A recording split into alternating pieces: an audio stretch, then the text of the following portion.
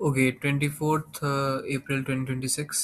आज का एम था कि मैं एक ही विनिंग लूँगा क्योंकि कल एसएल हिट हुआ था। और मैंने जैसे अपने लिए एक रूल बनाया है कि जब भी एसएल हिट होगा तो मैं एक दिन का मतलब अगले नेक्स्ट डे सिर्फ एक विनिंग के लिए जाऊँगा। और अगर एक ही वीक में दो एसएल हिट हो गए तो फिर 2-3 दिन तक सिंगल विनिंग के लिए जाऊँगा। यहाँ पे जो था मैं देख रहा था कि लेफ्ट साइड में ये जो सपोर्ट मैंने ग्रीन लाइन से बनाया हुआ है, तो I was ready to take a up rejection trade इस बेसिस पे कि पीछे भी जब मोमेंटम के बाद भी आया है कैंडल तो वो अप के लिए मतलब रिजेक्शन दिया है। As you can see just पीछे जब रेड कैंडल्स आई थी तो चार कैंडल्स आई थी। बाय द वे इसके अलावा और कभी मोमेंटम नहीं आया और ये जो चार कैंडल्स का मोमेंटम था वो भी वीक था।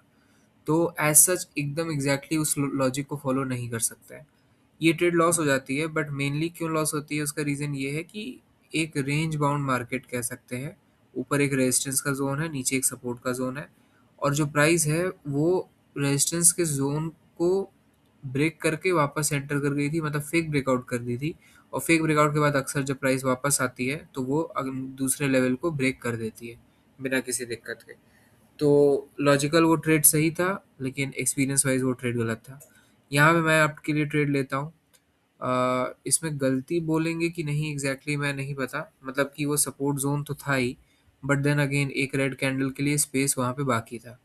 तो एकदम सेफेस्ट स्पेस तो नीचे हो सकता था, जहाँ पर अभी ये कैंडल जो पर्टिकुलर गई है, वो जहाँ पे गई है वो सेफेस्ट स्पेस था ट्रेड लेने के लिए। क्योंकि अगर रेंज बना रहता है या कोई भी सपोर्ट लेवल बना रहता है तो कोई भी कैंडल अगर इतना हम श्योर हैं कि वो ब्रेकआउट नहीं करेगी तो वो लोएस्ट पॉइंट तक तो जा ही सकती है, लोएस्ट पॉइंट तक क्लोजिंग दे ही सकती है। और इस केस में जो ये बड़ी कैंडल ग्रीन कलर की बड़ी कैंडल जो बनी है पीछे, उसका जो लोअर विक था वो सबसे लोएस्ट था। तो सेफ एंट्री जो थी वो तो उसके नीचे ही होती। अगर एकदम थोड़ा-सा ये भी मान के चलते कि नहीं एकदम कहीं प्राइस ऊपर ना चला जाए, रिस्क ना आ जाए, तो उस हिसाब से भी थोड़ा वेट किया जा सकता था। एटलीस्ट जो सेकंड येलो लाइन है नीचे वाली सपोर्ट वाली, वहाँ पे ट्रेड लिया जा सकता था। अगर और नीचे नहीं लिया जाता तो भी मैं कहता कि हाँ, चलो ठीक है ट्रेड। बट यहाँ पे एक तरह से गलत ही था ट्रेड और बेटर एंट्री के साथ जाना चाहिए था। बट कोई बात नहीं, प्रोबेबिलिटी पे भी मैं थोड़ा बहुत डालूँगा क्योंकि ये भी होता है। यहाँ पर ये जो मैंने 3 रेड लेवल्स बनाए हैं और जो सबसे नीचे वाली है उसमें रेड रेड कलर में वो डार्क है थोड़ी, तो वो एक्चुअली रिजेक्शन लाइन थी। अब एज़ यू कैन सी पीछे मोमेंटम है, उसके बावजूद मैंने रिजेक्शन ट्रेड ले लिया क्योंकि मैंने इस चार्ट को केयरफुली ऑब्जर्व किया। एंड इफ यू कैन सी यहाँ पे जब भी ग्रीन कैंडल आई, कोई भी ग्रीन कैंडल आई तो वो पहले रिजेक्शन दी। यहाँ पर एक पूरा मोमेंटम है, एज़ यू कैन सी यही मोमेंटम है। उसके बाद भी जो ग्रीन कैंडल आई वो उसने रिजेक्शन दिया।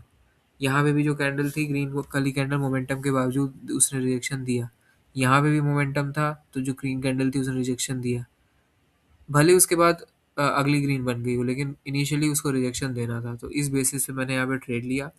चूँकि ये लास्ट ट्रेड था तो थोड़ा-सा अ, वो था, मैं हेज़िटेंट था, बट लॉजिकली मैंने ट्रेड ले लिया था। ऑब्वियसली ये मोमेंटम का रीज़न लेके ये ट्रेड भी गलत हो सकता था, बट हमें ट्रेड लेना था और काफ़ी वेट करने के बाद फिर ये मुझे ट्रेड मिल पाया।